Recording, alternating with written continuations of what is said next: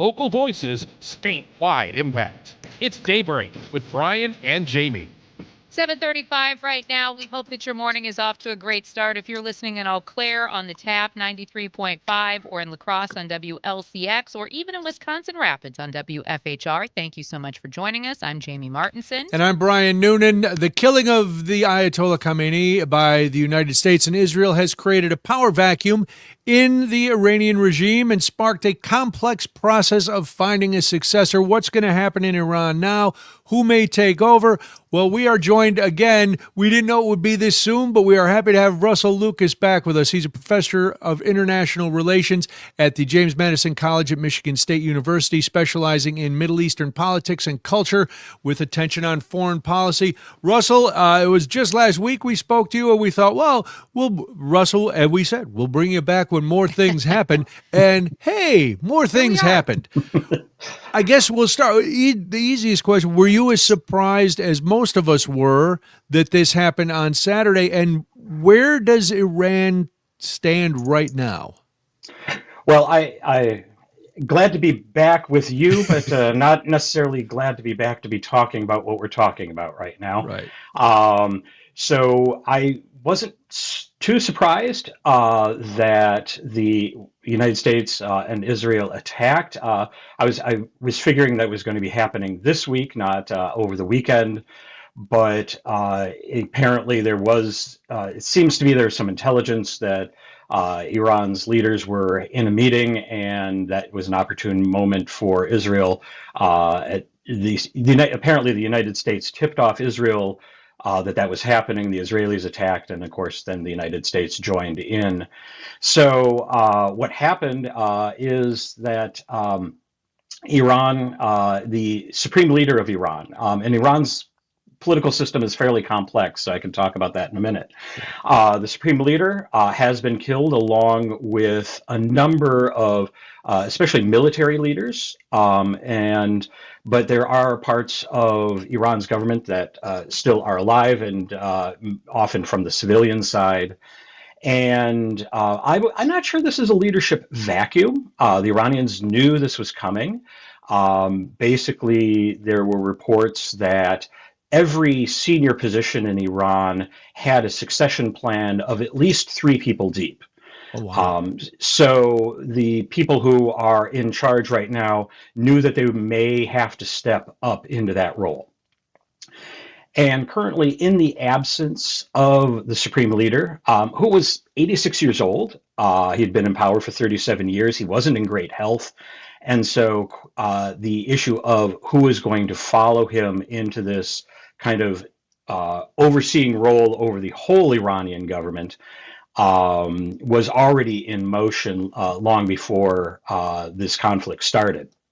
And so right now, there is a triumvirate of 3 people who are taking the powers of the supreme leader in his absence until a new supreme leader is elected by the the Council of Experts in Iran, because the supreme leader needs to be someone who has the highest qualifications in religious legal training.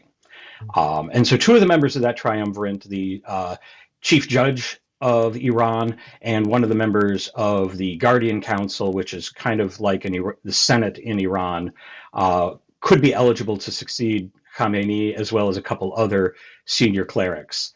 But in a lot of ways, the day-to-day operations of the government of Iran constitutionally are supposed to be in the hands of the elected president, who is not a cleric.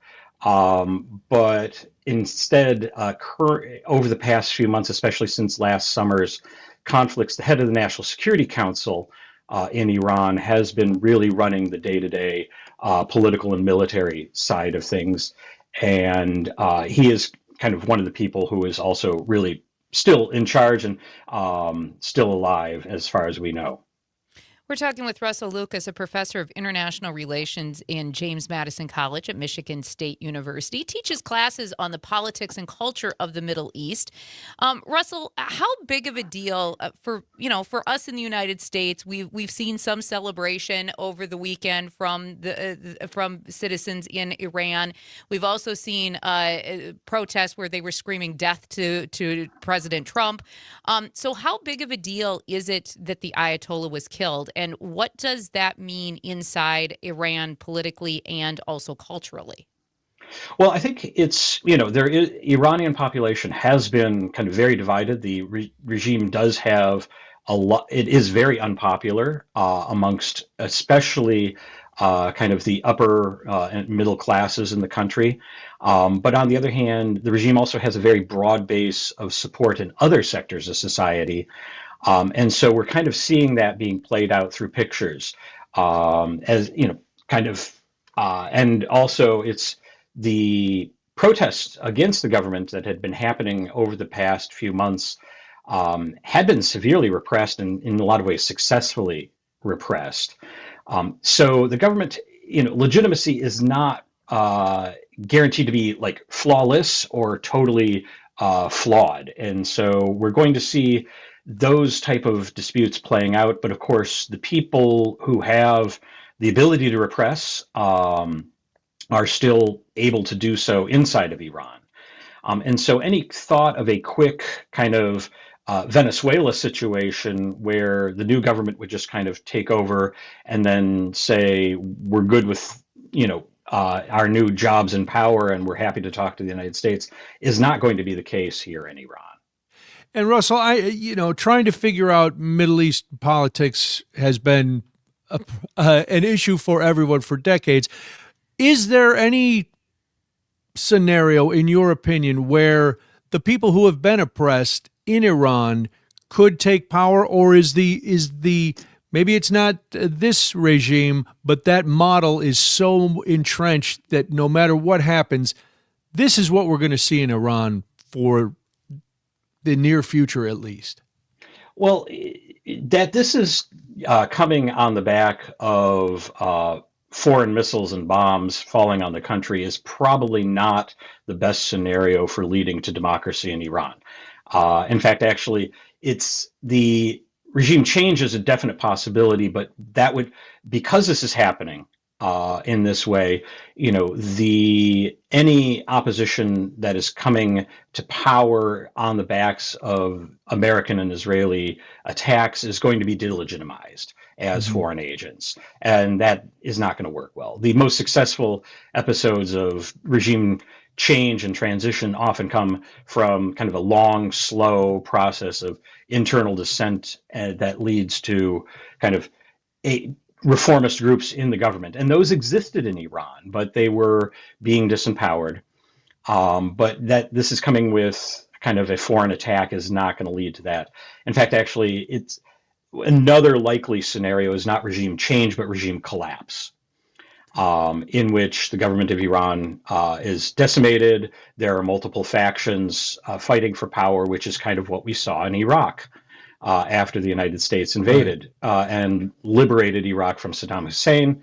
The political system couldn't hold together and resulted in a civil war. Now, some people are arguing, well, that's actually the point of leading an attack on Iran, is to lead it into kind of an Iraq or Syria situation where the government collapses and chaos is reigning in the country and therefore not a threat to at least the United States or Israeli interests.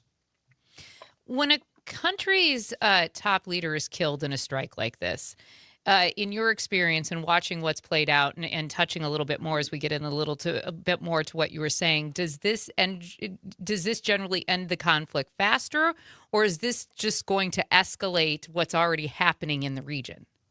Well, as we've seen with U.S. targeted strikes on Al Qaeda and the Islamic State, Israeli leadership, assassinations, decapitations, taking out leaders of Hezbollah, Hamas. This doesn't lead to an instant success. I think the United States experience in Venezuela is actually a real outlier in situations like this. And of course, that still remains to be seen what happens in Venezuela. So more likely what happens is that less experienced hardliners come to power. Ayatollah Khamenei, was a dictator, but he was also very pragmatic. Iran was not launching attacks directly on its neighbors. It engaged with neighboring proxy warriors in other states to promote its interests, but of course, so were lots of other players in the Middle East. Iran was able to be deterred, and Iran, had been preparing its nuclear program. It had been 3 to 5 years away from a nuclear weapon for about 30 years. The Iranian engineers are not that bad. It was a political choice on the part of the Supreme Leader Ali Khamenei's leadership on the Iranian government to have that ambiguity where they could go nuclear but didn't. There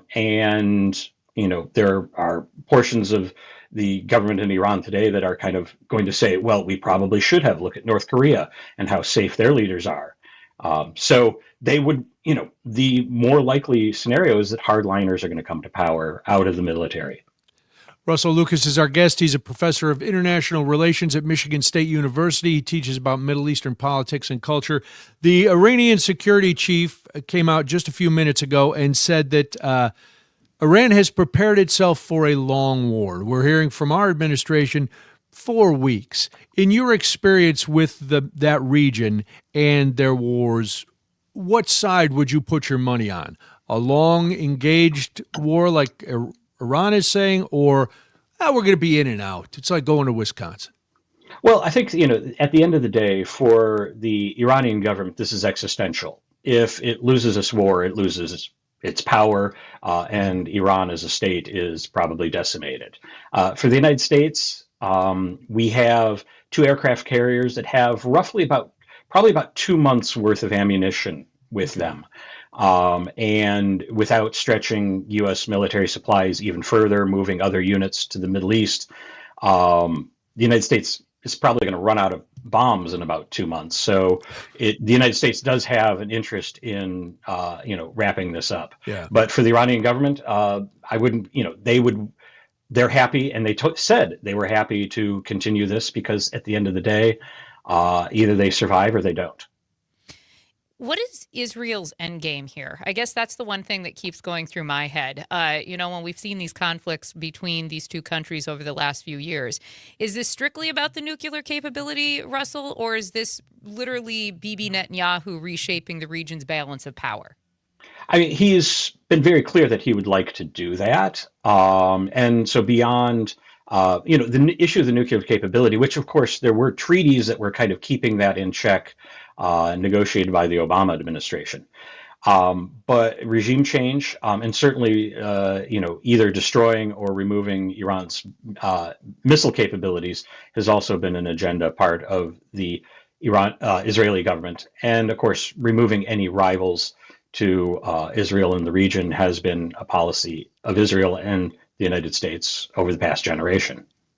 Well, the bad news is this situation is going to continue. The good news is we'll probably get to speak to you again very soon, Russell, because the changes and the complexity of that region is baffling to most people. So it's good to have an expert voice on.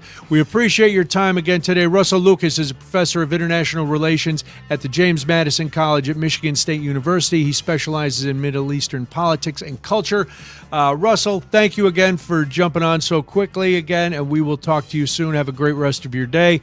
When we come back, a question for all of you about how you're fighting